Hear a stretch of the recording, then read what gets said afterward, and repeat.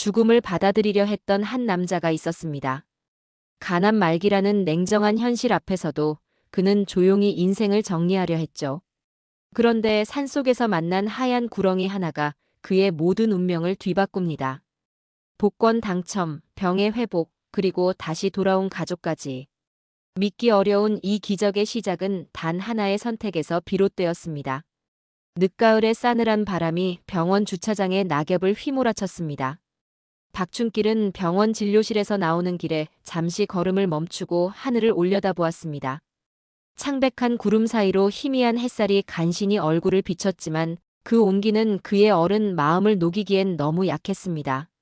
손에 쥔 진단서는 종이 한 장에 불과했지만 그 무게는 산처럼 무거웠습니다. 가난 말기, 예상 수명 3개월. 6글자가 그의 남은 인생을 정의 내린 순간이었죠. 선생님, 이제 어떻게 하실 건가요? 담당 의사의 물음에 춘길은 마주 앉은 의사의 흰 가운과 대조되는 시커먼 눈동자를 바라봤습니다. 그곳에서 동정과 안타까움을 읽었지만 춘길은 미소만 지을 뿐이었습니다. 조용히 정리하려고요. 떠들썩하게 가고 싶진 않습니다. 버스를 타고 시골 마을로 돌아오는 내내 춘길의 머릿속은 과거와 현재가 물과 기름처럼 뒤섞여 소용돌이쳤습니다. 38회 동안 고등학교 체육교사로 일하면서 수많은 아이들의 성장을 지켜봤지만 정작 자신의 아들 태석은 제대로 돌보지 못했다는 후회가 가슴을 칼날처럼 파고들었습니다. 아내가 세상을 떠난 후 태석은 외국으로 떠났고 이제는 이따금 오는 짧은 문자 메시지가 전부였어요. 집에 도착한 춘길은 냉장고를 열었습니다. 이미 죽음을 예견이라도 한 듯 영양제와 간에 좋다는 식품들이 병정처럼 가지런히 늘어서 있었습니다. 벽에는 유언장 초안이 노란 포스트잇에 적혀 붙어 있었고 책상 위에는 평생 모은 통장 3개가 고요히 놓여 있었죠. 춘길 선생님 계세요? 다음 날 오전 창문을 통해 들어오는 햇살처럼 밝은 목소리가 마당 밖에서 들려왔습니다. 춘길은 문을 열었어요. 아, 조 간호사. 읍내 보건소에서 파견 나온 조미라 간호사였습니다. 30대 초반의 단정한 외모에 항상 따스한 미소를 간직한 그녀는 마을의 독거노인들을 정기적으로 방문하며 건강을 체크했어요. 조미라는 혈압을 재고 간단한 체크를 마친 후 진지한 표정으로 말했습니다. 선생님, 이렇게 혼자 계시면 안 돼요. 마을 경로당에라도 가보시는 건 어떨까요? 난 조용히 가고 싶어. 춘길의 대답에 조미라는 한숨을 내쉬었지만 더 강요하지는 않았죠. 조미라가 떠난 후 춘길은 산으로 향했습니다. 마을 뒷산은 그가 아이들을 가르칠 때도 자주 찾던 곳이었어요. 숨이 차오를 때까지 천천히 올라가며 그는 자신의 인생을 돌아보았습니다. 산길을 따라 올라가던 춘길의 발걸음이 갑자기 얼어붙었습니다. 돌무더기 사이에서 이상한 신음소리가 바람처럼 스쳐 지나갔습니다. 심장이 빠르게 뛰기 시작했어요. 조심스레 다가가 보니 커다란 돌 밑에 하얀 구렁이 한 마리가 깔려 있었습니다. 햇빛에 반사된 비늘이 은빛으로 반짝였고 몸길이가 3미터는 좋게 되어 보였습니다. 구렁이 곁에는 새끼 구렁이 3마리가 엄마를 향해 웅크리고 있었어요. 으악. 춘길은 본능적으로 뒷걸음질 쳤습니다. 평생 두려워하던 생물이 눈앞에 있었으니까요. 그런데 도망치려는 순간 구렁이의 눈과 그의 눈이 마주쳤습니다. 시간이 멈춘 듯 했어요. 구렁이의 눈동자는 마치 깊은 연못처럼 깊고 슬펐습니다. 그 눈빛 속에는 인간의 것과 다를 바 없는 고통과 체념이 서려 있었어요. 이놈도 죽음을 기다리는 중이구나. 춘길의 가슴속에 이상한 감정이 파도처럼 밀려왔습니다. 마치 거울을 보는 듯한 기분이었어요. 구렁이의 눈 속에서 자신의 모습을 보았습니다. 춘길은 자신도 모르게 구렁이에게 한 걸음 다가갔습니다. 온몸에 소름이 돋고 척추를 타고 차가운 공포가 올라왔지만 그 눈빛의 마력에서 벗어날 수 없었어요. 마치 운명의 손길에 이끌리듯 그의 발은 구렁이를 향해 움직였습니다. 내가 미쳤나. 춘길은 중얼거리며 턱끝까지 차오른 공포를 강제로 삼켰어요. 평생 뱀을 보면 달아나기 바빴던 그가 지금은 구렁이를 돕기 위해 커다란 돌을 들어올리려 하고 있었죠. 두려움으로 떨리는 손으로 돌을 밀어내자 햇살이 구렁이의 전신을 비추었습니다. 구렁이가 천천히 몸을 일으켰고 중간 부분에 상처가 드러났어요. 붉은 피가 하얀 비늘 위에 선명한 대비를 이루며 번져 있었습니다. 많이 다쳤구나. 춘길은 주머니에서 항상 지니고 다니던 상처약을 꺼냈습니다. 그는 공포로 쉼없이 떨리는 손가락으로 구렁이의 상처에 약을 발랐어요. 신기하게도 구렁이는 얌전히 누워 치료를 받았습니다. 치료가 끝나자 3마리의 새끼 구렁이들이 물결처럼 천천히 다가와 춘길의 손등에 차가운 비늘을 기댔습니다. 그 순간 이상하게도 두려움이 구름처럼 흩어졌어요. 대신 그의 가슴속에 묘한 평화가 자리 잡았습니다. 됐어. 난 미쳤군. 춘길은 자리에서 일어났어요. 몸을 일으킨 구렁이는 새끼들을 이끌고 달빛을 머금은 은실처럼 느릿느릿 숲속으로 사라졌습니다. 이튿날 춘길은 읍내장을 보러 나갔습니다. 돌아가는 길에 잡화점에서 거스름돈이 남자 갑작스러운 충동에 복권을 샀어요. 평생 복권을 사본 적 없던 그였지만 문득 죽기 전에 운 테스트 한번 해보자라는 생각이 들었던 겁니다. 일주일 후 복권 추첨 결과가 발표되었습니다. 춘길은 별 기대 없이 TV를 켰어요. 추첨 번호가 하나둘 불릴 때마다 그의 얼굴에는 점점 놀라움이 번졌습니다. 이게 다 맞았잖아. 춘길은 자신의 눈을 의심했어요. 모든 번호가 일치했습니다. 1등 당첨금 5억 원이었어요. 이런. 춘길은 소파에 털썩 주저앉았습니다. 죽음을 기다리는 사람에게 5억 원이라니 너무나 아이러니했어요. 그는 한참을 그대로 앉아 정적 속에서 자신의 심장 소리만 들으며 마침내 쓴웃음을 지었습니다. 다음 날 춘길은 복권 당첨금을 확인한 후 병원에 들렀습니다. 담당 의사에게 추가 검사를 부탁했어요. 결과를 기다리는 동안 춘길은 병원 정원에 앉아 하늘을 바라봤어요. 흘러가는 구름 사이로 햇살이 간간히 비추고 있었습니다. 복권에 당첨된 것은 행운일까? 아니면 더 큰 불행의 시작일까? 그는 문득 산에서 만난 하얀 구렁이를 떠올렸습니다. 박춘길님. 간호사의 호출에 춘길은 진료실로 들어갔습니다. 의사는 믿기지 않는다는 표정으로 검사 결과지를 들여다보고 있었어요. 선생님, 이상합니다. 간 수치가 정상으로 돌아왔습니다. 이전 검사에서는 분명 간암 말기 증상이 있었는데 지금은 종양이 거의 사라졌습니다. 이건 기적입니다. 춘길은 멍하니 창밖을 바라봤어요. 눈앞에 하얀 나비 한 마리가 춤추듯 날아가는 게 보였습니다. 그는 문득 깨달음처럼 생각했어요.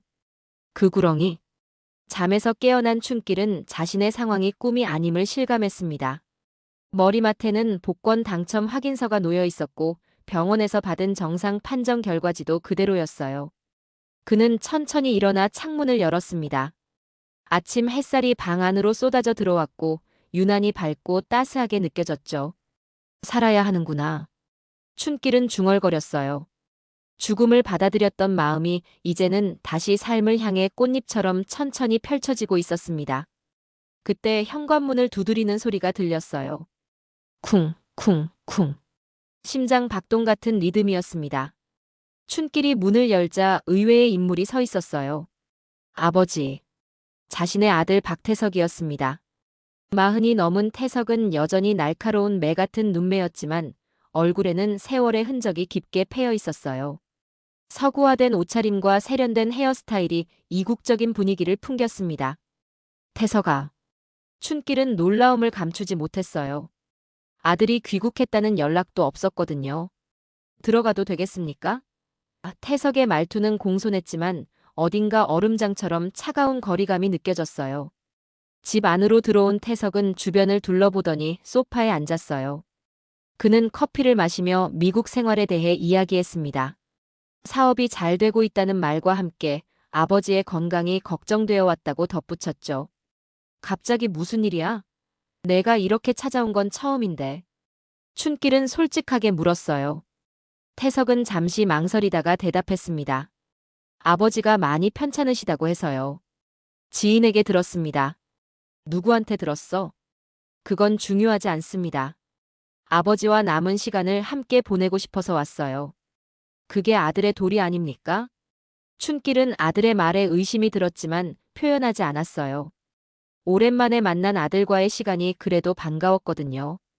그들은 저녁을 함께 먹으며 이런저런 대화를 나눴습니다. 식사 후 태석은 조심스럽게 화제를 돌렸어요. 아버지, 혹시 최근에 좋은 일 있으셨습니까? 춘길은 순간 긴장했습니다. 복권 당첨 소식이 어떻게 알려졌을까 하는 생각이 들었어요. 왜 그런 질문을 하지? 아니, 그냥요. 아버지 얼굴이 예전보다 밝아 보여서요. 태석의 말투는 미끄러지듯 자연스러웠지만 눈빛은 독수리처럼 날카롭게 춘길의 반응을 살폈습니다. 다음 날 아침, 춘길은 태석이 자신의 서랍을 뒤지고 있는 모습을 목격했습니다. 뭐 하는 거야? 춘길의 목소리는 차갑게 변했습니다. 아, 아버지. 제 옛날 사진이 있나 해서요. 태석의 변명은 어색했어요. 오후에 조미라 간호사가 방문했을 때 태석은 춘길의 건강 상태에 대해 물었고 조미라는 기적적인 회복에 대해 말했습니다. 태석의 눈이 커졌어요. 기적이라니요? 저녁이 되자 태석은 본격적으로 이야기를 꺼냈어요. 아버지, 솔직히 말씀드리면 복권 당첨 소식 들었습니다. 춘길은 깜짝 놀랐습니다. 누구한테 들은 거야? 중요한 건 그게 아니고요. 아버지, 그 돈으로 뭐 하실 겁니까? 앞으로 얼마 남지 않은 삶인데. 태석의 말에 숨겨진 의도가 드러났어요. 말기 판정은 없던 일이 되었어. 춘길은 담담하게 말했습니다. 그래도 언제 다시 재발할지 모르잖아요. 그 돈 제가 잘 관리해드리겠습니다. 유산도 미리 정리해두는 게 어떨까요? 춘길의 마음에 서운함이 바다처럼 가득 찼습니다. 10년 만에 찾아온 아들의 진짜 목적이 자신이 아닌 돈이라는 사실이 가슴을 후벼 팠어요. 그는 한숨을 내쉬며 무거운 발걸음으로 일어났습니다. 피곤하다. 내일 얘기하자. 다음 날 아침, 춘길은 일찍 일어나 마당으로 나갔습니다. 이슬에 젖은 풀밭을 걸으며 그는 깊은 생각에 잠겼어요. 갑자기 되찾은 건강과 뜻밖의 재산, 그리고 돈을 노리고 찾아온 아들. 모든 것이 꿈과 현실의 경계를 오가는 것 같았습니다. 춘길이 텃밭으로 향하던 그때 마당 한쪽에서 풀잎이 흔들리는 미묘한 움직임이 그의 시선을 사로잡았습니다. 심장이 빠르게 뛰기 시작했어요. 조심스레 다가가 보니 하얀 구렁이가 새끼들을 이끌고 천천히 움직이고 있었습니다. 햇살 아래 그 비늘은 은빛 물결처럼 반짝였어요. 산에서 만났던 바로 그 구렁이였습니다. 넌 대체 뭐냐? 내가 복을 받은 게 맞는 건가? 구렁이는 대답 대신 춘길의 발치에 몸을 둥글게 말았습니다. 그 모습은 마치 고대의 상징처럼 신비로웠어요. 3마리의 새끼 구렁이들도 그 주위에 모였습니다. 아버지, 뭐 하세요? 뒤에서 들려온 태석의 날카로운 목소리에 춘길은 화들짝 놀랐습니다. 아, 그냥 텃밭을 살피고 있었어. 춘길이 일어서자 구렁이는 번개처럼 빠르게 풀숲으로 사라졌어요. 태석은 의심스러운 눈초리로 주변을 날카롭게 살폈습니다. 그의 눈이 풀숲의 움직임을 포착했어요. 뭔가 있었죠? 뱀 같은 거? 아니야, 그냥 고양이였어. 춘길의 목소리는 평온했지만 심장은 빠르게 뛰고 있었습니다. 마을을 걷던 춘길은 이상한 시선들을 느꼈습니다. 행인들이 그를 보며 수군거리고 손가락질하는 것 같았어요. 오랜 친구인 김노인이 지팡이를 짚으며 다가왔습니다. 춘길이 정말이야? 내가 신령을 봤다는 소문이. 뭐라고? 춘길은 의아해했어요. 가슴이 철렁 내려앉았습니다. 마을에 소문이 파다하게 퍼졌어. 내가 하얀 구렁이를 만나 병도 낫고 복권도 당첨됐다는 얘기 말이야. 집에 돌아오니 마당에 낯선 사람들이 모여 있었습니다. 박 선생님, 저희 좀 도와주세요. 하얀 구렁이가 어디 있는지. 춘길은 사람들을 뿌리치고 집 안으로 들어갔습니다. 태석이 창가에 서서 상황을 지켜보고 있었어요. 이게 다 무슨 일이야? 춘길이 물었습니다. 소문이 퍼진 모양이네요. 사람들이 아버지를 믿나 봐요. 춘길은 태석의 눈빛에서 무언가를 감지했습니다. 혹시 내가 소문을 퍼뜨린 거니? 왜 저한테 그런 의심을? 태석의 변명은 설득력이 없었어요. 그날 밤 춘길은 잠을 이루지 못했습니다. 마당에서 들려오는 이상한 소리에 그는 조심스레 밖으로 나갔어요. 달빛 아래 태석이 긴 막대기를 들고 무언가를 쫓고 있었습니다. 그의 눈빛은 광기로 가득 차 있었어요. 태석아, 뭐 하는 거야? 춘길이 소리쳤어요. 그의 목소리가 밤 공기를 찢었습니다. 태석은 깜짝 놀라 뒤를 돌아봤습니다. 그의 손에는 날카로운 끝이 달린 막대기가 들려 있었고 발치에는 하얀 구렁이가 몸을 웅크리고 있었어요. 구렁이의 비늘 몇 개가 상처로 떨어져 달빛 아래 눈물처럼 반짝였습니다. 비켜요. 이 뱀만 없애면 모든 게 해결돼요. 태석의 눈빛은 광기로 일그러졌어요. 안 돼. 춘길은 달려가 태석을 막았습니다. 그 순간 태석이 휘두른 막대기가 춘길의 어깨를 강하게 쳤어요. 날카로운 통증과 함께 춘길은 바닥에 쓰러졌습니다. 춘길이 넘어진 사이 구렁이는 풀숲으로 사라졌어요. 하지만 새끼 구렁이 한 마리가 겁에 질려 그 자리에 남아 있었습니다. 태석이 새끼 구렁이를 잡으려는 순간 갑자기 그의 몸이 마치 돌처럼 굳어버렸어요. 그는 그대로 쓰러져 의식을 잃었습니다. 태석아. 춘길은 아들에게 달려갔어요. 태석은 숨은 쉬고 있었지만 깨어나지 않았습니다. 춘길은 오열하며 하늘을 향해 소리쳤습니다. 가져가라. 돈도 집도 다 가져가라. 그러니 내 아들만은. 그날 밤 춘길의 절규는 마을의 어둠 속에 메아리처럼 울려 퍼졌습니다. 그 소리에 깃든 아버지의 사랑과 절망은 밤하늘의 별들마저 슬프게 만들었어요. 새벽녘 춘길은 의식을 잃은 태석을 병원으로 데려갔습니다. 자동차 안에서 태석의 창백한 얼굴을 볼 때마다 그의 가슴은 무너져 내렸어요. 의사들은 갑작스러운 쇼크로 인한 실신이라 진단했지만 정확한 원인은 찾지 못했습니다. 선생님. 아침이 밝아오자 조미라 간호사가 찾아왔어요.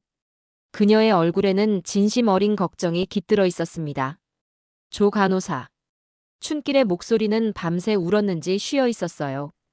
그의 눈은 붉게 충혈되어 있었고 어깨의 상처는 대충 붕대로 감겨 있었습니다. 춘길은 한참을 망설이다 마침내 모든 이야기를 털어놓았어요. 하얀 구렁이를 만난 일, 기적적인 완치와 복권 당첨, 그리고 태석이 구렁이를 해치려다 실신한 일까지. 말을 할수록 그의 목소리는 떨렸고 때로는 눈물이 흘러내렸습니다. 병원에서 이틀을 지낸 후 춘길은 잠시 집에 다녀오기로 했어요. 집에 도착한 춘길은 텅 빈 집안을 천천히 둘러보았습니다. 어제의 혼란이 거짓말처럼 모든 것이 고요했어요. 마당 한쪽 창가에 하얀 나비 한 마리가 앉아 있었습니다. 그 나비는 보통 나비보다 크고 날개에 은빛 무늬가 선명했어요. 춘길은 조심스레 다가갔습니다. 나비는 그가 가까이 다가가도 날아가지 않고 제자리에 머물렀어요. 혹시. 춘길이 떨리는 손을 내밀자 나비가 그의 손가락에 살포시 앉았습니다. 그 순간 춘길의 마음에 갑작스러운 깨달음이 비처럼 파고들었어요. 살아나라는 뜻이 아니라 다시 사람답게 살라는 뜻이었구나. 그 깨달음은 마치 오랫동안 풀지 못했던 수수께끼의 답을 찾은 것 같은 명료함이었습니다. 나비는 잠시 춘길의 손에 머물다가 푸른 하늘로 천천히 날아갔어요. 집 안으로 돌아온 춘길은 복권 당첨금이 입금된 통장을 꺼냈습니다. 그는 한참을 바라보다가 결심한 듯 전화기를 들었어요. 그의 눈에는 이제 확신이 빛났습니다. 여보세요, 은행이죠? 제 계좌에서 이체를 하고 싶은데요. 춘길은 당첨금의 절반을 지역 보건소와 병원에 기부했습니다. 그리고 나머지 절반은 태석의 치료비와 마을 공동체 농장 후원에 사용하기로 결정했어요. 병원으로 돌아가는 길에 춘길의 마음은 한결 가벼워졌습니다. 태석의 병실에 도착하자 놀라운 광경이 펼쳐졌어요. 태석이 깨어나 있었습니다. 아버지. 태석의 목소리는 약했지만 분명했어요. 태석아. 춘길은 아들에게 달려갔습니다. 그의 가슴은 기쁨으로 터질 것 같았어요. 태석의 눈에는 눈물이 고여 있었어요. 그것은 진심 어린 참회의 눈물처럼 보였습니다. 죄송합니다, 아버지. 제가 너무 어리석었어요. 이상한 꿈을 꿨어요. 태석이 흔들리는 목소리로 말했어요. 흰 뱀이 저에게 말하더군요. 내 욕심이 아버지를 아프게 한다고. 그리고 어떤 하얀 나비가 저를 이끌어 빗속으로 들어갔어요. 그곳에서 제가 어렸을 때 아버지와 함께 했던 모든 기억들을 다시 보았습니다. 이제 다 지난 일이야. 춘길은 아들의 이마에 손을 얹었습니다. 우리 새로 시작하자. 일주일 후 태석은 퇴원했고 춘길과 함께 집으로 돌아왔어요. 그들 사이에는 묘한 평화가 찾아왔습니다. 태석은 아버지의 텃밭 일을 돕기 시작했고 춘길은 아들에게 농사 기술을 가르쳤어요. 아버지, 그 복권 당첨금은 어떻게 하셨어요? 태석이 물었어요. 절반은 보건소와 병원에 기부했고 나머지는 내 치료비와 마을 공동체 농장을 위해 남겨뒀어. 춘길은 담담히 대답했습니다. 태석의 눈이 커졌어요. 전부 다요? 아버지 자신을 위해서는 하나도 남기지 않으셨어요? 춘길은 미소를 지었어요. 나는 이미 충분히 많은 걸 얻었단다. 건강과 너, 그리고 새로운 인생을 말이야. 태석은 한동안 말없이 아버지를 바라봤습니다. 그의 눈에는 존경과 사랑이 가득했어요. 저도 도울게요. 마을 사람들을 위해서요. 가을이 깊어가던 어느 날, 춘길은 마당의 텃밭을 넓히기로 결심했습니다. 땅을 파던 중 그는 우연히 돌무더기를 발견했어요. 그 돌무더기는 마치 의도적으로 쌓아둔 것처럼 보였습니다. 이상하네.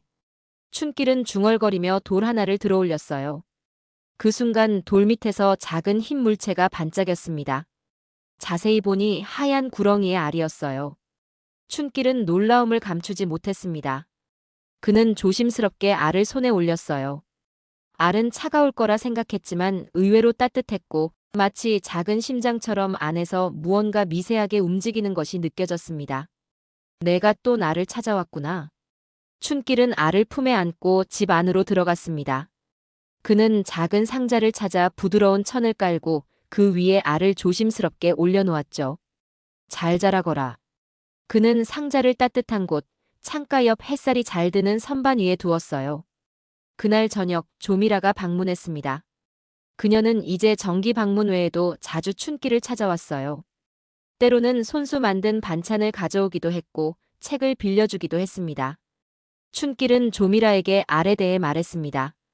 그의 얼굴에는 어린아이 같은 설렘이 어려 있었어요. 조미라는 처음에는 놀랐지만 이내 춘길의 흥분에 함께 빠져들었습니다. 정말 신기해요. 이건 분명 뱀의 알인데. 하얀색이라니. 게다가 이 시기에 알을 낳는 뱀은 거의 없어요. 내 생각에는 그 구렁이의 알인 것 같아. 춘길이 말했어요. 그의 목소리에는 확신이 담겨 있었습니다. 다음 날 아침, 춘길은 특별한 소리에 잠에서 깨어났습니다. 마치 작은 종소리 같은 또는 물방울이 떨어지는 소리 같은 맑은 울림이었어요. 알이 있는 상자에서 소리가 들려왔습니다. 그는 재빨리 일어나 상자를 열었어요. 알에 미세한 금이 가 있었습니다. 태어나려나 보네. 춘길은 호기심과 설렘이 가득한 눈으로 지켜봤어요. 그의 심장이 빠르게 뛰었습니다. 점점 금이 커지더니 마침내 작은 머리가 나왔습니다. 하얀 새끼 구렁이였어요. 비늘 하나하나가 달빛을 먹은 듯 은은한 광채를 내뿜었고 작은 눈은 검은 진주처럼 반짝였습니다. 어서 와. 춘길은 손을 내밀었어요. 새끼 구렁이는 잠시 머뭇거리다가 천천히 그의 손 위로 기어 올라왔습니다. 그날부터 춘길과 새끼 구렁이는 함께 지냈어요. 춘길은 그것을 하얀이라고 불렀습니다. 하얀이는 놀랍도록 영리했어요. 춘길이 말하는 것을 이해하는 것 같았고 때로는 그의 기분에 반응하기도 했습니다. 어느 날 태석에게서 전화가 왔습니다. 그는 사업 정리를 마치고 한국으로 돌아오는 길이라고 했어요. 그의 목소리에는 전에 없던 따뜻함과 진솔함이 묻어났습니다. 아버지, 이번에는 정말 오래 함께 있을 거예요. 제가 미국에서 배운 농업 기술도 있어요. 함께 농사 지어보면 어떨까요? 춘길은 마음이 기쁨으로 가득 찼습니다. 입가에 잔잔한 미소가 번졌어요. 좋은 생각이구나. 기다릴게. 다음 날 태석이 돌아왔습니다. 그는 예전과는 달리 따뜻한 미소를 지니고 있었어요. 춘길과 태석은 오랜만에 진심 어린 포옹을 나눴습니다. 태석은 하얀이를 보고 놀랐어요. 이게 바로 그 그래, 하얀이라고 부른다. 우리 가족이야. 춘길이 자랑스럽게 말했습니다. 태석은 조심스럽게 하얀이에게 손을 내밀었어요. 하얀이는 천천히 다가와 태석의 손에 머리를 기대었습니다. 태석의 눈에 감동의 눈물이 고였어요. 미안해. 그의 목소리가 떨렸어요. 춘길은 아들의 어깨를 토닥였습니다. 이제 다 지난 일이야. 우리는 앞으로 나아가야지. 겨울이 지나고 봄이 왔습니다. 봄, 여름, 가을, 겨울이 한 바퀴 돌고 다시 봄이 찾아왔어요. 춘길의 집은 완전히 달라졌습니다. 이전의 쓸쓸하고 적막한 분위기는 온데간데 없고 이제는 생명력과 따스함이 넘쳐났어요. 아버지, 이거 보세요. 태석이 스마트폰을 들어 보였어요. 미국에서 배운 친환경 농법에 관한 자료였습니다. 춘길은 아들의 열정에 흐뭇한 미소를 지었어요. 내가 이렇게 농사에 관심을 가질 줄은 몰랐어. 저도 몰랐어요. 그런데 미국에서 사업을 정리하면서 진짜 제가 원하는 게 뭔지 생각해 봤거든요. 태석은 진지하게 말했습니다. 그때 문득 어렸을 때 아버지와 텃밭을 가꾸던 기억이 떠올랐어요. 춘길의 눈시울이 뜨거워졌어요. 마음속에 묻어두었던 기억이 물결처럼 밀려왔습니다. 태석이 어렸을 적 아내가 세상을 떠난 직후 그들 부자는 작은 텃밭에서 많은 시간을 보냈어요. 하얀이가 두 사람 사이로 물결처럼 부드럽게 기어왔어요. 태석은 이제 하얀이를 두려워하지 않았습니다. 오히려 신기하고 특별한 존재로 여겼죠. 이 녀석 정말 똑똑해요. 태석이 하얀이의 머리를 살며시 쓰다듬었습니다. 그날 오후 조미라가 방문했습니다. 선생님, 좋은 소식이 있어요. 선생님이 기부하신 돈으로 보건소에 새 의료 장비가 들어왔어요. 마을 어르신들이 선생님께 감사 인사를 전하고 싶어 하세요. 다음 주 토요일에 경로당에서 작은 모임을 하려고 해요. 다음 주 토요일, 춘길은 경로당을 찾았습니다. 그곳에는 30명 가까운 마을 사람들이 모여 있었어요. 알록달록한 꽃다발과 현수막이 벽에 걸려 있었고 테이블에는 정성스럽게 준비한 음식들이 가득했습니다. 춘길이 들어서자 모두가 일제히 박수로 맞이했어요. 춘길이 정말 고마워. 마을 이장이 기다란 지팡이를 짚으며 앞으로 나와 말했습니다. 내가 보건소에 기부한 덕분에 우리 마을 의료 환경이 많이 좋아졌어. 박 선생님, 우리가 오해했네요. 백발이 성성한 한 노인이 춘길에게 다가와 말했어요. 선생님이 늘 혼자 계셔서 무뚝뚝하다고 생각했는데 알고 보니 마음이 따뜻한 분이셨어. 그날 저녁 집에 돌아온 춘길과 태석은 하얀이가 있는 방에서 이상한 소리를 들었습니다. 그들이 방으로 달려가자 하얀이가 몸을 둥글게 말고 있었고 그 주위에는 작은 알들이 놓여 있었어요. 이런. 춘길은 놀라움을 감추지 못했어요. 하얀이가 알을 낳았어. 춘길은 조심스럽게 다가가 알들을 살폈어요. 5개의 하얀 알이 달빛을 받아 진주처럼 반짝이고 있었습니다. 각각의 알은 크기와 모양이 조금씩 달랐지만 모두 영롱한 빛을 내뿜고 있었어요. 새 생명이 탄생하는구나. 춘길은 감격에 찬 목소리로 말했어요. 그날 밤 춘길은 오랜만에 일기를 썼습니다. 나는 살았다. 죽음의 그림자 속에서 새로운 삶을 찾았다. 그리고 다시 사랑할 준비가 되었다. 이제 나는 두려움 없이 미래를 바라볼 수 있다. 하얀 구렁이가 내게 준 선물은 단순한 건강이나 재물이 아니었다. 진정한 선물은 다시 살아갈 용기였다. 1년이 지났습니다. 춘길의 집은 완전히 달라졌어요. 넓어진 텃밭에는 각종 채소와 과일이 자라고 있었고 작은 비닐하우스도 세워졌습니다. 태석은 이곳에서 친환경 농사법을 실험하며 새로운 삶을 찾아가고 있었어요. 하얀이가 낳은 5개의 알에서 새끼 구렁이들이 모두 부화했습니다. 놀랍게도 그들 중 셋은 하얀이처럼 순백색이었고 둘은 연한 황금색을 띠고 있었어요. 춘길은 그들에게 각각 이름을 지어주었고 마당 한쪽에 자연 그대로의 안전한 보금자리를 만들어 주었습니다. 선생님, 이제 정말 동물원이 됐네요. 조미라가 방문했을 때 환하게 웃으며 말했어요. 춘길은 웃으며 고개를 끄덕였습니다. 그러게. 누가 내가 이렇게 뱀들과 살게 될 줄 알았겠어. 조미라는 이제 거의 매일 춘길의 집에 들렀어요. 그녀와 춘길 사이의 관계는 점점 더 깊어지고 있었습니다. 나이 차이가 있었지만 두 사람 사이에는 특별한 이해와 존중이 있었어요. 오늘은 무슨 좋은 일 있으신가 봐요.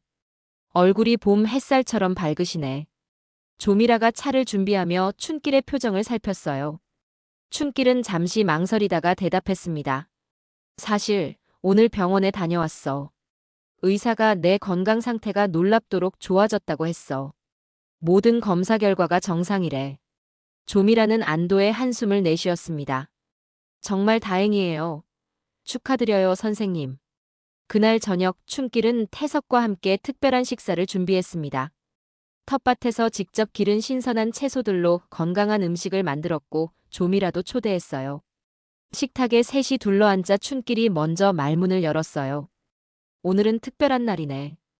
1년 전 이맘때 내가 시한부 선고를 받았지. 그런데 지금은 이렇게 건강하게 살고 있어. 더 놀라운 건 그때보다 더 행복하다는 거야. 태석은 아버지의 손을 꼭 잡았습니다. 모든 것이 기적 같아요, 아버지. 기적이 아니라 선택이었어. 춘길은 진지하게 말했어요. 내가 구렁이를 도운 선택, 그리고 그 이후의 모든 선택들이 지금의 나를 만들었지. 식사를 마치고 셋이 마당으로 나갔을 때 달빛이 환하게 비치고 있었습니다. 구렁이들의 보금자리에서는 하얀이와 새끼들이 평화롭게 휴식을 취하고 있었어요. 아버지, 제가 궁금한 게 있어요. 태석이 조용히 물었습니다. 하얀이는 어떻게 알을 낳은 거죠? 짝이 없었잖아요. 춘길은 고개를 갸웃했어요. 나도 모르겠어. 어쩌면 산에서 만난 그 구렁이와 말을 마치기도 전에 마당 저쪽에서 미묘한 움직임이 감지되었습니다. 달빛 아래 그 커다란 하얀 구렁이가 마치 환영처럼 천천히 나타났어요. 1년 전 산에서 만났던 그 구렁이였습니다. 저것 봐. 춘길은 경외심에 가득 찬 작은 목소리로 말했어요. 태석과 조미라도 그 광경을 숨죽이며 바라보았습니다. 세 사람 모두 말없이 그 순간을 지켜보았어요. 큰 구렁이는 하얀이와 새끼들이 있는 곳으로 천천히 우아하게 다가갔습니다. 가족의 재회군요. 조미라가 감동한 목소리로 속삭였어요. 춘길은 무언가 깨달은 듯한 표정을 지었어요. 이제 알겠어. 내가 구해준 그 구렁이. 하얀이의 어미였던 거야. 큰 구렁이는 새끼들을 하나씩 확인하더니 마지막으로 춘길을 바라봤어요. 그 눈빛은 예전과 같은 깊은 지혜를 담고 있었습니다. 고마워. 춘길은 마치 구렁이가 이해할 수 있다는 듯이 진심으로 말했어요. 구렁이는 느릿하게 고개를 끄덕이는 것 같았어요. 그리고 다시 천천히 풀숲 속으로 사라졌습니다. 그날 밤 춘길과 태석은 마당에 앉아 별을 바라봤어요. 아버지, 이제 어떤 계획이 있으세요? 태석이 물었습니다. 춘길은 잠시 생각에 잠겼다가 대답했어요. 마을 공동체 농장을 더 확장하고 싶어. 그리고 그는 잠시 머뭇거리다가 수줍은 미소와 함께 말을 이었어요. 조미라와 더 많은 시간을 보내고 싶어. 태석은 따뜻한 미소를 지었습니다. 사랑에는 나이가 없죠, 아버지. 다음 날 아침, 춘길은 일찍 일어나 마당으로 나갔어요. 햇살이 온 세상을 밝게 비추고 있었습니다. 태석이 나와 아버지를 도왔고 얼마 후 조미라도 찾아왔습니다. 셋이 함께 땅을 일구고 씨앗을 심는 모습은 평화롭고 아름다웠어요. 이렇게 함께 일하니 좋네. 춘길이 말했습니다. 조미라는 미소를 지었어요. 선생님, 앞으로도 계속 이렇게 지낼 수 있을까요? 춘길은 조미라의 눈을 바라보며 대답했습니다. 그럼. 이제 나는 살았고 그리고 다시 사랑할 준비가 되었으니까. 마당 한쪽에서는 하얀이와 새끼 구렁이들이 햇볕을 쬐고 있었습니다. 춘길은 깊은 감사함을 느꼈어요. 햇살 속에서 그의 얼굴은 평화로움으로 빛났습니다. 이제 그는 진정으로 살아있음을 느꼈습니다. 누군가는 우연이라 말할지도 모릅니다. 누군가는 인연이라 믿을지도 모르죠. 하지만 분명한 건 박춘길 선생님은 작은 생명을 살리는 그 순간 자신도 모르게 스스로를 다시 살아나게 만들었다는 사실입니다. 여러분은 어떻게 생각하시나요? 구렁이를 도운 그 선택이 정말 복을 불러왔을까요? 아래 댓글에 여러분의 생각을 자유롭게 남겨주세요. 그리고 혹시 여러분의 삶에도 그런 작지만 결정적인 선택이 있었나요?